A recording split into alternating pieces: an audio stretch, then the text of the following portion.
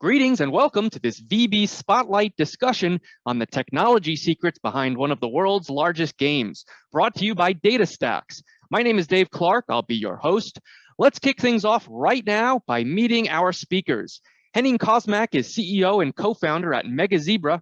Daniel Lee is Solutions Architect, WWCS DNB Games at AWS. Aaron Pletz is DBRE Developer Advocate at Datastax. And Rachel Kaiser is a technology writer at GamesBeat. And Rachel will also be moderating this discussion.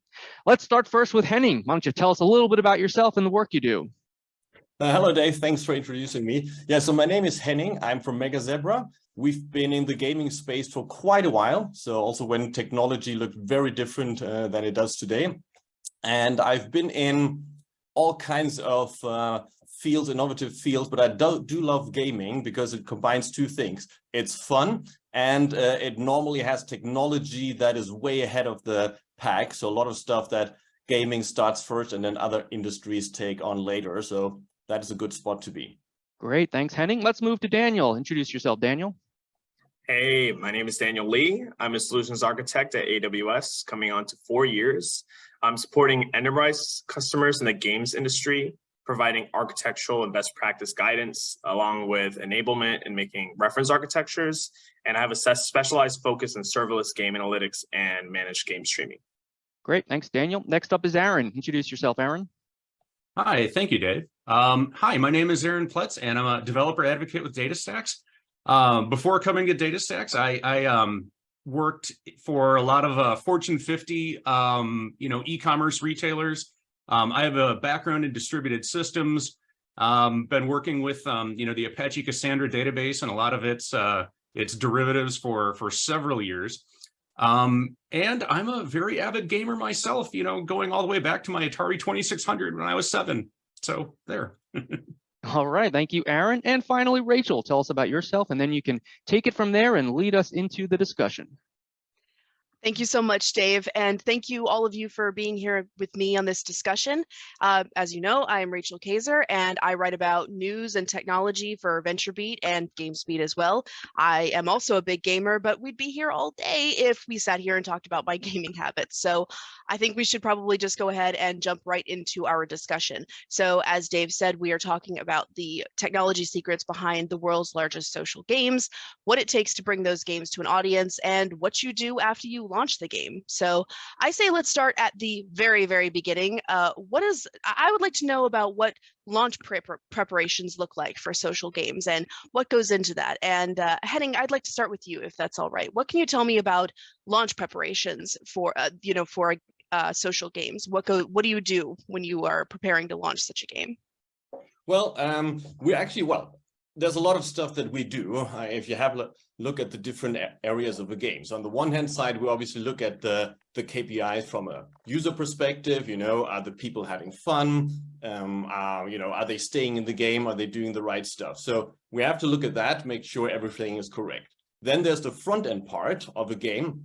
And depending on what channel you use, you have to make sure that, for example, if it's a mobile game, that the initial download is as short and slim as possible, and then you perhaps load some of the rest later on, that your servers are perhaps Dockerized, those kind of things. But then you also come to the part that perhaps some people might occasionally forget, and that's kind of like the back end where, for example, if you have users across different platforms, that you have to make sure that they all come together in a good database. And there you really should be sure that you have something that can scale up quickly, but potentially then also scale down again, because you never know what's going to happen when you go live. Yeah, it could mean that you can go live and not much happens. You start your marketing and it slowly goes up, or it could be that somebody suddenly features your game or something goes viral and numbers go through the roof, and you have to be prepared for that, because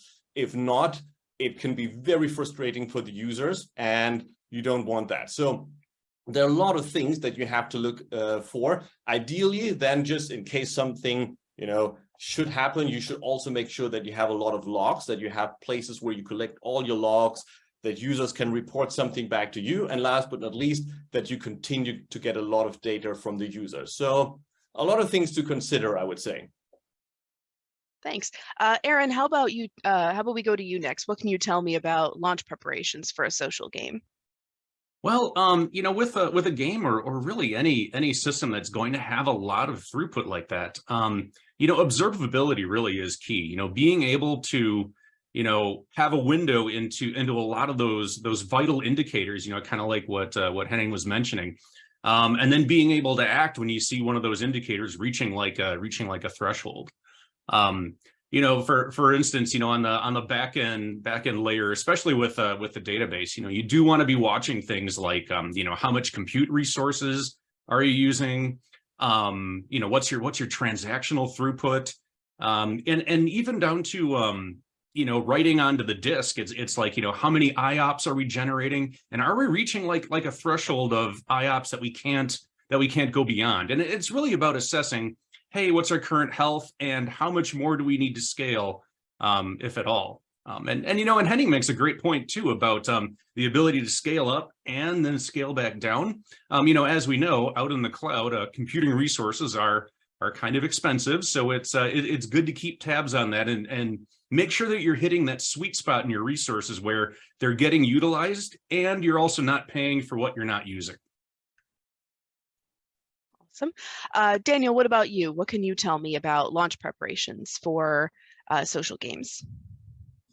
Yeah, I think one really important thing from launching a social game is how are the actual social interactions between players. So I think having analytics on the ongoing conversations and how these players are interacting. I think content moderation is a very important thing, making sure that it's a safe environment for the players interacting. So having things like machine learning for having, looking to see if player avatars have nudity or inappropriate content, or even if the conversations actually have bad keywords and flags and such. So that's my take on that. So that sounds like that's a lot to think about when you're preparing for the launch of a game. So I think another thing I want to ask is, what do you think are the most important factors when you're building a game, not just preparing to launch the game, but when you're actually in the process of building it? And Aaron, I think we should start with you. Oh yeah, thank you, Rachel. One thing to consider too, and again, I'm a database geek, so I tend to think about this stuff kind of right off the bat. But is having an adequate amount of resources on the back end. If you think about it, that's a lot of times where you're going to find those bottlenecks or other points of consternation. One thing specifically too is that when we're building a social game, and we have the idea that we're serving it to audiences and gamers in different geographic regions. We want to make sure that their data is local to them. So if our game is let's say we have players in like the East Coast of the US, and we have players in the UK and players in Central Europe, we don't want someone in the UK making a data call all the way across the pond over to the US in a data center, and then waiting again while that data comes all the way back. So again, it makes sense to use a good distributed database on the back end where that data can be replicated to where it's needed. So that's definitely something that I would think is important right off the bat. That's very true. I accept that answer. Daniel, do you have any other factors that you think are important when building a social game? Yeah, for launch readiness, I think operations is very, very important.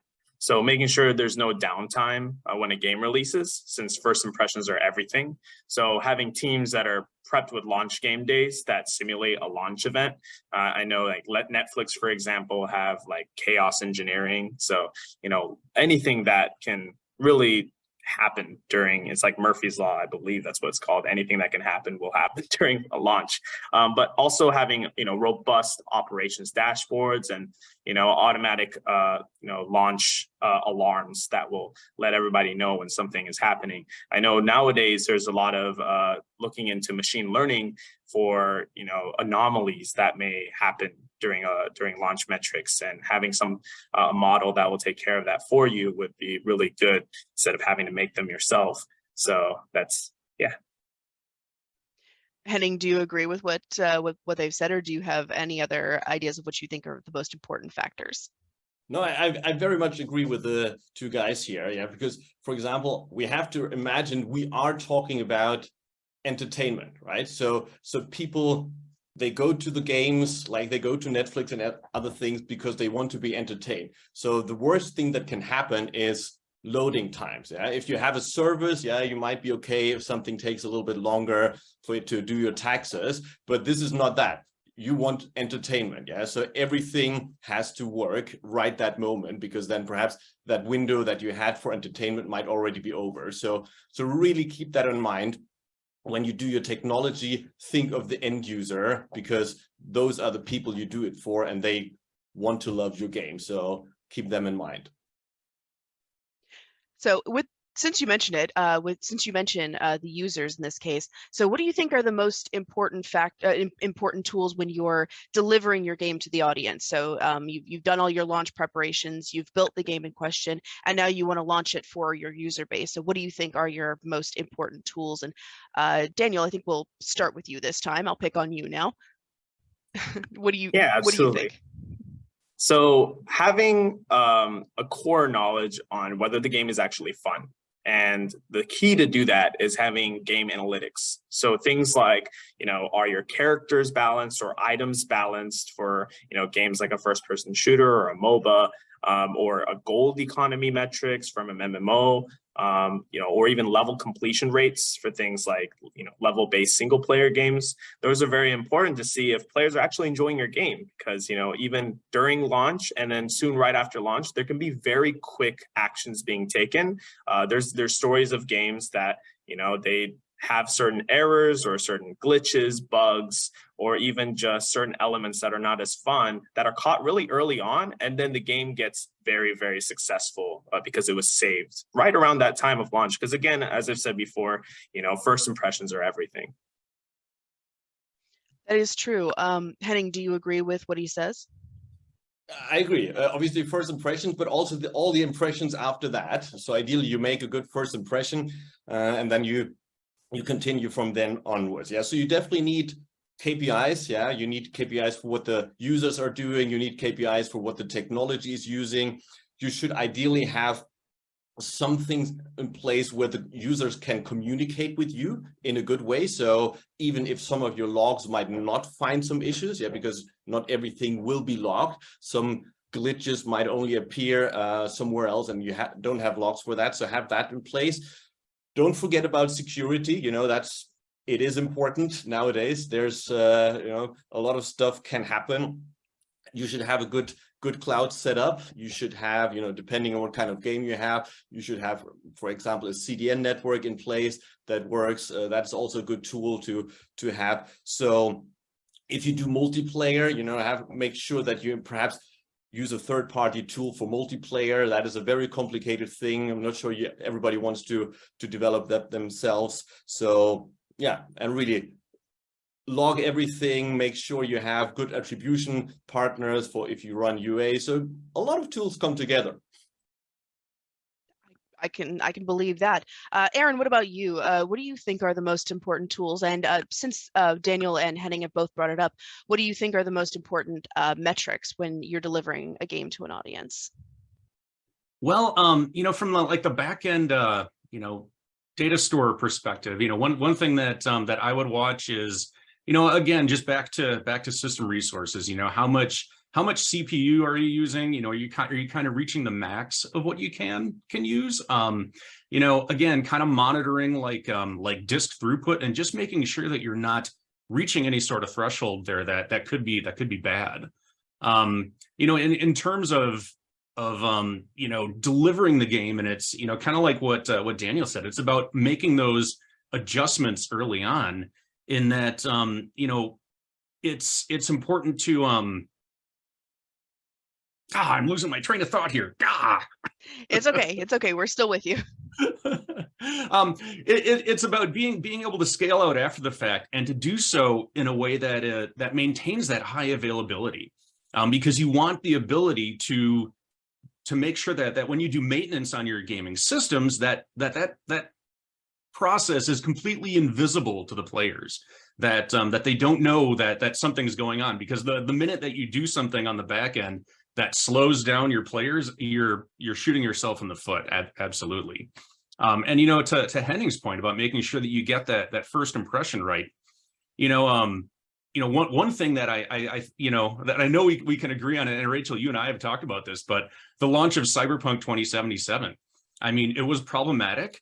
It was well known that there were a lot of issues right off the bat, but they kept at it and they adjusted things. And I think recently at the recent, I forget the name of the awards show that it was at, but they recently won like the Labor of Love Award for a game which is a couple years old but continues to get additional updates and gets better in the eyes of the community. So I mean, they completely rebounded from what was kind of a tumultuous launch. Yeah, that was the Steam Awards this year, I believe. The Steam Awards, that's right. And so now we've walked through most of the process of building and preparing for launch, and now we have launched our figurative game. So I guess my follow-up question would be, what happens now? How do you best deliver updates and help scale your project with its growing audience? And Aaron, I know you and I are, since you and I are sort of getting a flow here, I think I'll start with you. What do you think is the best way to deliver these new updates, and what do you think is the top priority? Well, for top priority, yeah, I'd make sure that that you're not hitting any max point on any of your backend resources. One thing I would do too is kind of analyze the times that most of your gamers are playing. Daniel mentioned the importance of analytics as well, and being able to watch a lot of the in-game activity.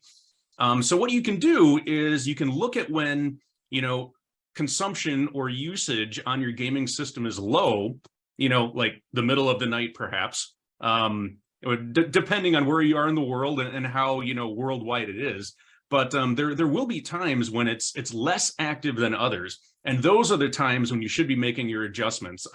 That way they have the least possible impact on your players. You're not affecting anyone in game. And hopefully you're creating a better overall experience for your gamers, once you're completed. Daniel, what about you? Do you think that's the answer? Is that how best to deliver updates? And what do you think should be the priority? Yeah, I think, I don't know if this is necessarily the priority, but it could be one of the biggest priorities is having a very good game production in the cloud pipeline. So things like CI/CD for games, making sure that that's in a way in which you can pump out content very easily. A lot of things have to be, if it's delivering updates, it could be content updates, it could be actual, system or bug fix updates. But regardless, if you want to go fast and have them out as quickly as possible, or have them as streamlined as possible, you need a good CI/CD pipeline. So automated build pipelines that go straight from the game engines, having them, going in an automated fashion, building very efficiently, alerting whenever things go wrong so that they can be remedied. So I would say that's one of the most important things as well. And Henning, I would ask you the same question, also with a little bit of a curveball. How do you scale your project for a larger audience while still maintaining while still satisfying your core audience? Yeah. So I think if we look at games, obviously, if we look at the market space, it's very competitive. So user acquisition costs go up, and in general, there's just a lot of noise in the market. So you really want to make sure that if you have a user, that you hang on to those users for a long time. Yeah, that you build games, we call them, to say, evergreen franchises, games that can last for a long time. In order to do that, you constantly have to do updates. And I think we mentioned that, but just to say that again. So on the one hand side, you need new features. You need to have a good, so say, core game, but then you need to add stuff around that so that the game is constantly fun. Also for those people who perhaps have played your game for years already. So that's one important thing. The other thing is then, for example, there might be technology changes on the user side. Yeah, when we started some of our games, mobile gaming was not a thing. at some point, mobile gaming became a thing, and obviously it's very big right now. So we made sure that some people could then also play the games that they played on a PC, on a browser, they could play on a mobile device. So basically opening it up to new technologies, but perhaps also new user groups. And then you have to make sure that the underlying technology that you have is constantly updated. I was mentioning this when we last spoke. When we started with our games, like cloud computing and a lot of the tools that we have today and that we talked about, they were not around. So we basically built some of those tools ourselves because we needed auto scaling, we needed data, we needed all those things. But as we go forward, obviously new technologies came up, and over we see, okay, perhaps now there are tools in the market that are just better at doing parts of that. And we don't need to do that anymore. It's not our core competence to build certain dashboards or to build auto scaling systems.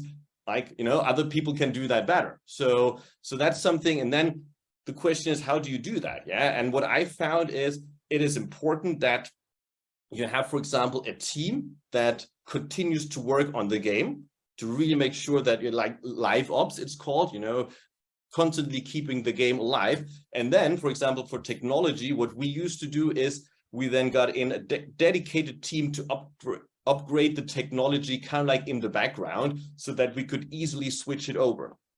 If you don't do that, if you basically have the same people doing that, they might not all be, so to say, as good at all the different parts. But the other thing is then they're constantly distracted.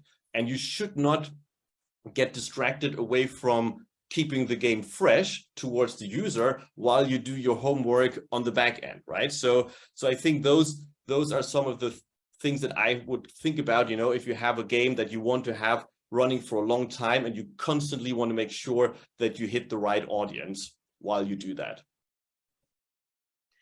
That makes sense. Daniel, what do you think? How do you think is the best way to balance audience growth while satisfying current player demand?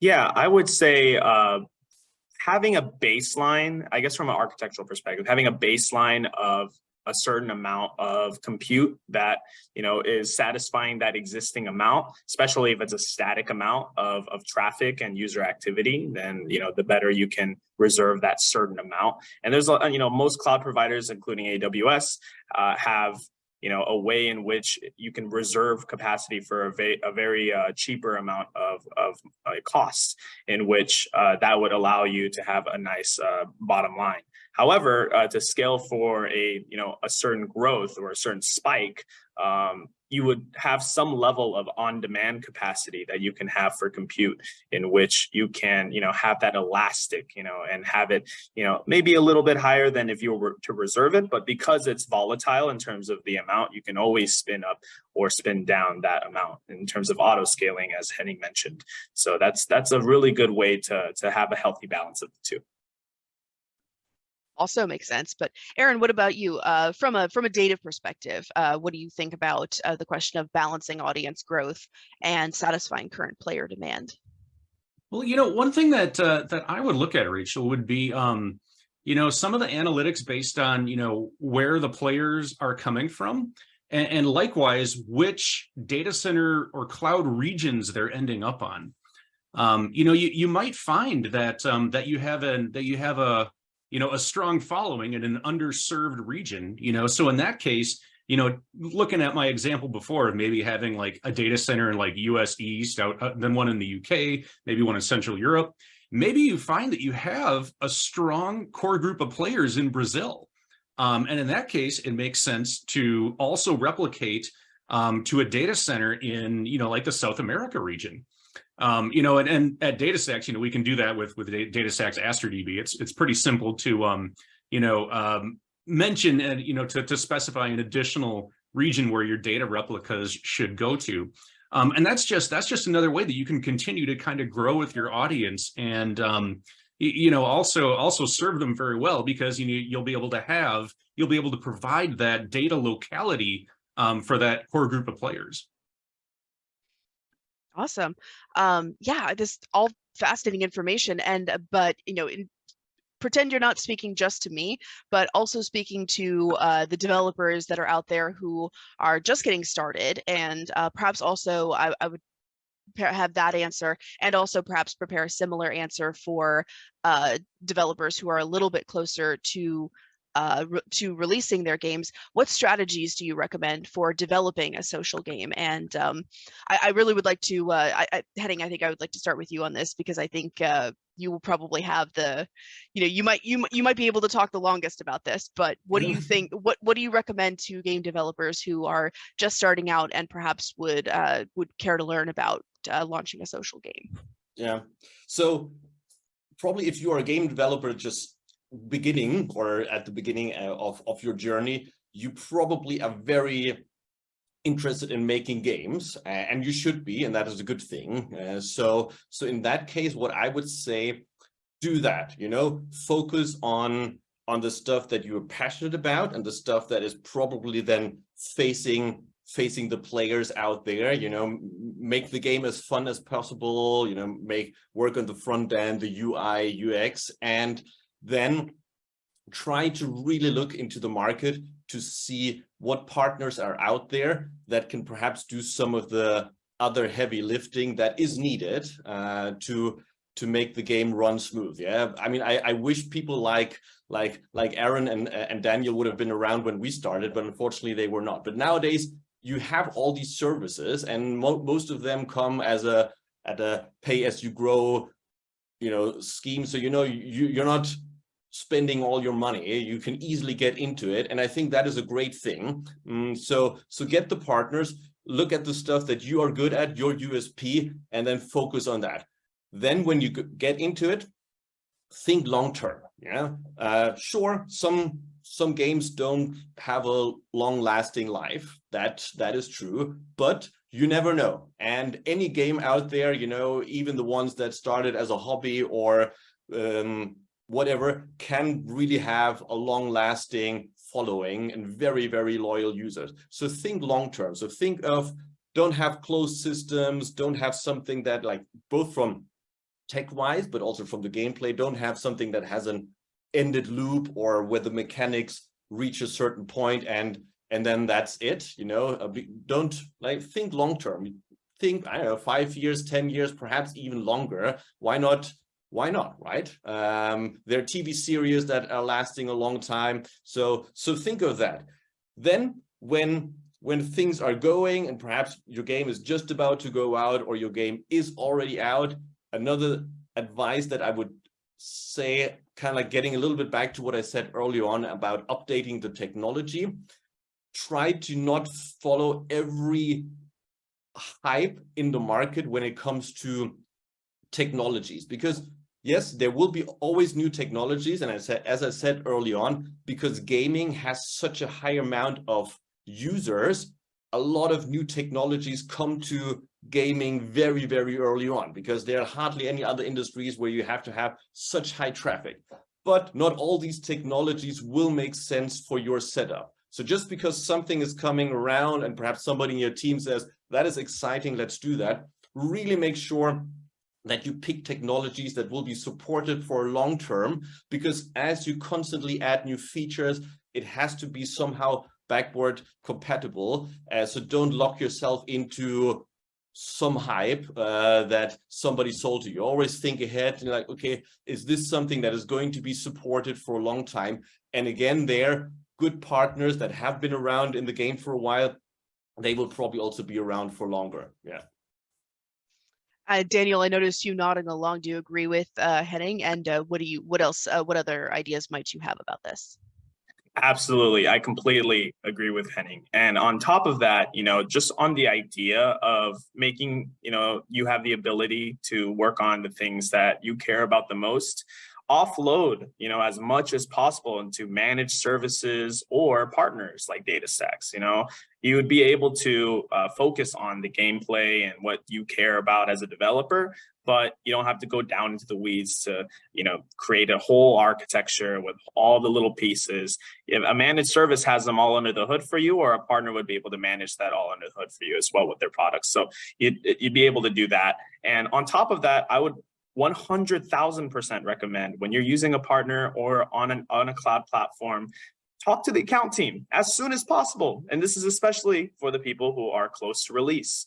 You know, if you let them know about your upcoming game releases in as much detail as you can about them, you know, that speaks wonders. There could be things that are caught on early, like, hey, this might actually have an impact on your release, or just having that visibility on a cloud provider, for example, would be able to let you let the cloud provider and the account team have visibility for, you know, the service teams, like for the compute teams, to be able to tune or have, you know, auto kind of pre-scaling on their end, especially the larger your game is. And even when you just start out, and even for partners, they would be able to have that visibility and just kind of be on standby, and at the same time give you confirmation that your architecture is ready upon a release. Perfect. Aaron, I think we're going to wrap up with you. What do you can you add on to what they've said, and do you agree with what with the points that Henning and Daniel have made? Oh, absolutely. Yes. You know, I'd like to expand on one thing that that Henning mentioned about you know, when you have newer technologies that are coming around, and you know, being careful about rushing in too fast to embrace them. You know, because when you go back and you look at your typical, you know, developer's skill set and tool set, for the most part, they're not teaching how to use distributed databases and other backend tech like that in universities. You know, it's still very much, you know, the relational database world that, you know, kind of peaked back. I mean, it has the benefit of like 45 years of computer science theory behind it, you know, but the reason that we have distributed databases now is that there were corner cases that, you know, traditional relational databases couldn't match. That being said, you know, when you get into using something like that, you know, as a developer, my advice is to start small. You know, maybe take one small system and put it on a distributed database, and learn from that and get better at that. And then you'll have a better understanding of how to apply it maybe to some of your bigger systems. Because one thing you don't want to do is to go all in on a technology that you really don't understand thoroughly. Now, of course, you can supplement a lot of that, you know, like Daniel said, by taking advantage of managed services and by having folks, you know, kind of, you know, someone else manage the operations of it and help you out there. But there's still a lot as a developer that you need to understand about your backend architecture to make things work properly. And again, you know, back to my point about starting small, it's like people ask me all the time how to do distributed data modeling. And that is the number one thing I say is try to keep things small, you know, small partitions, small column values, you know, small result sets. The smaller you keep things, the happier you're going to be. I guarantee. Yeah. And then, you know, just to echo too on something Henning said about, you know, you just never know about the longevity of a game or of a product. I mean, my kids got me into Minecraft probably 10 years ago, and I still go back and I still play Minecraft. You know, likewise too, I still keep a Windows 7 bootable partition around so that I can play Knights of the Old Republic 1. That won Game of the Year in 2004, I think, and I still go back and play it because it's awesome. So yeah, you know, as far as longevity goes, you just never know. Oh no, if we start talking about Knights of the Old Republic and Minecraft, we'll be here all day. So I want to thank all three of you for being here with me on this webinar and for participating and so much in this, for participating in this discussion and for teaching me so much in the last 30 minutes. And I'm going to hand it back over to Dave Clark to wrap things up. And thank you so much, everyone, for being here. All right, thank you very much, Rachel, and thanks as well to our panelists for all of their insights, Henning Kosmak, Daniel Lee, and Aaron Pletz. Thanks also to Datastax for making this discussion possible. Just a quick reminder that VB Spotlight is copyright 2023 by VentureBeat. The presentation materials are owned by or copyrighted by VentureBeat, which is responsible for their content, and the individual speakers are solely responsible for their content and their opinions. Thanks so much for viewing this VB Spotlight discussion. Have a great day.